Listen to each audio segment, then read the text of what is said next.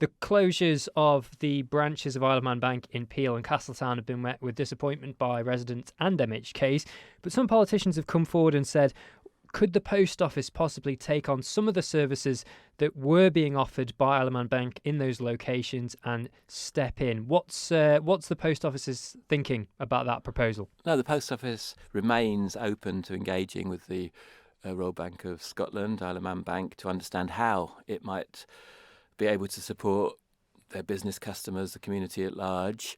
The post office has a compliant community banking facility, has done for a number of time, provides services for what were called in my day high street banks, Lloyds, Barclays, in Castletown, in Peel, Laxey, Onken, and so on. Perfectly willing to engage and discuss that further, and there could be a solution there to help the people in the community in Castletown and Peel. What sort of solution would the post office take some of the basic banking facilities? The basic withdrawal deposit services. Yeah, we're licensed to do that. We're compliant with the license that we have under the law, and that's perfectly viable. And so we do that for Barclays and Lloyds. If you don't mind me mentioning some other people, and if Royal Bank of Scotland is interested, they could do that with the post office. That offer's been made available for them in recent years, and it's still on the table. Well, the closure decision is obviously a business decision guided by financial principles.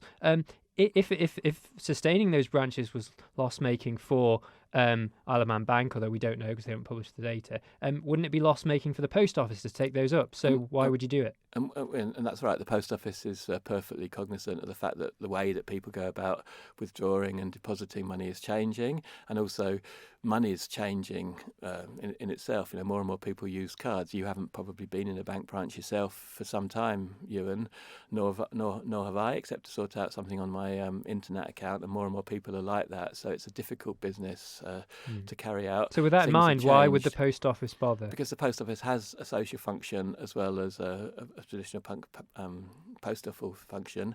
What I would like to say as well, Ewan, is it's been a pleasure really to join the post office board, because the post office set down its vision, its strategy, and the actions to deliver its strategy a couple of years ago, 2.5 years ago, and it knows what it does, and it knows what it can do. And what I'm pleased to join at a time when it's becoming clearer what Tynwald and government wants from the post office as well. But they don't want it to grow, do they, and take on new services? Wasn't that the opposite of what they've agreed to? Well, the post office would like to. Would Tynwald? And Tynwald, it's becoming clearer what government and Tynwald wants. We had a really helpful debate in July, and once. Is that different to what's been agreed previously with the retail modernisation strategy? Do you think thinking has changed? I don't think so. When we've actually recently reviewed our retail modernisation strategy and the other parts of the strategy, and I think it's going in the direction that it needs to go to. And once there's a clarity about what will be available from government on counters and for the post office to do, I'm sure the post office will fall into line with national government and Tynwald's will and the Manx public's will, because ultimately public representatives. But it's difficult to provide deposit and withdrawal services, as you allude to. Fewer and fewer branches for all banks. There are fewer and fewer branches throughout the British Isles now. The Isle of Man's no different from those general customer habits that are changing for customers.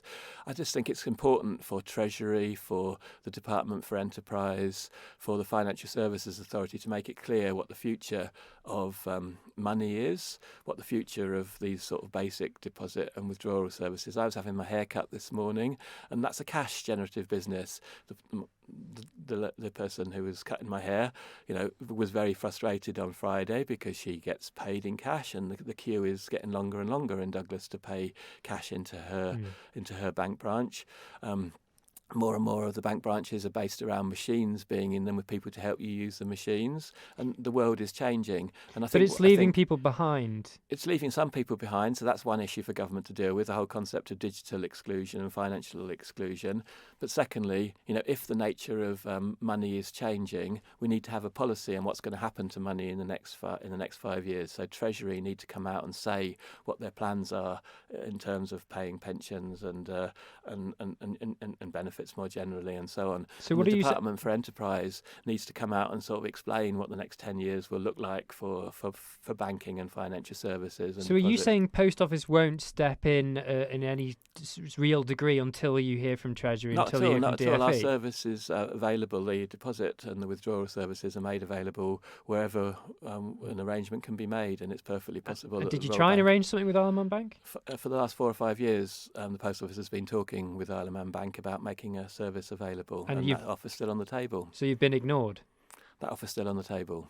But I mean, have they responded to the offer? I don't believe that the executive has had a specific response in the last few days, but we're absolutely sure that we know what the response was in the last few years, and waiting for communication, I think, is where we are officially, and that's the message I'm relaying from the executive as vice chair of the board. We have our own strategy. We have a social obligation, as Minister Baker has alluded to. It would be great. Government is improving its understanding of what it needs to be done in the community and various things that the Post Office could be involved with.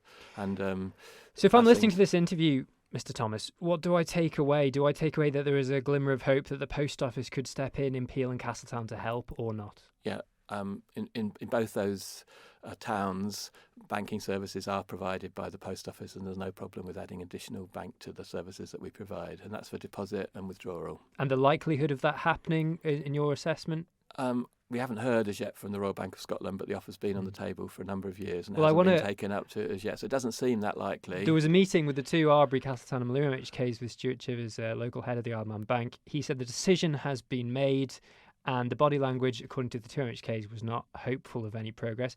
What makes do you think that you'll be listened to? On the balance of probabilities, it doesn't seem likely, but the offer's there.